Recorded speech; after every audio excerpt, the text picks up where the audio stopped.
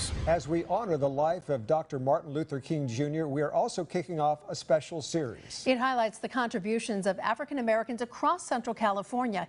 Tonight, we shine the spotlight on one of the most famous landmarks in the country. CBS 47's Anthony Bailey reveals the hidden history of Yosemite.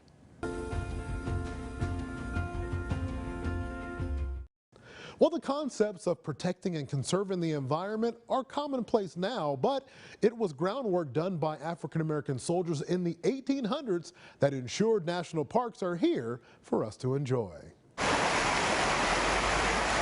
Our national parks are home to some of the most iconic views in the world. When you look across here, you're seeing the South Fork of the Merced River. You're seeing the varying coniferous trees that we have here, and deciduous trees. National Park Ranger Shelton Johnson teaches visitors about Yosemite.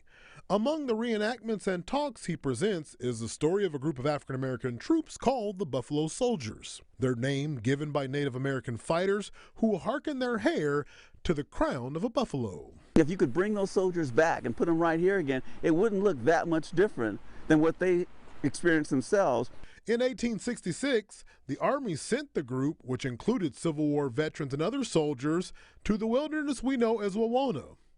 The group was comprised of the 9th and 10th Cavalry and the 24th and 25th Infantry. So roads had to be built, hotels were built, lodging of various sorts were built, and they were all built for the convenience of visitors.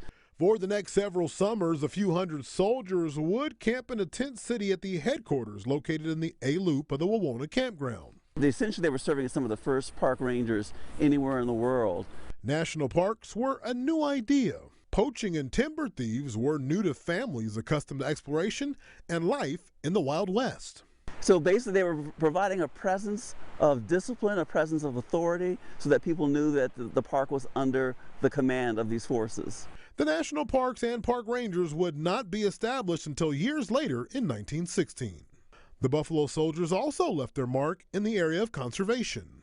And on those slopes behind me, the Buffalo Soldiers actually built in 1904 an arboretum. It is believed to be the first museum in the national park system.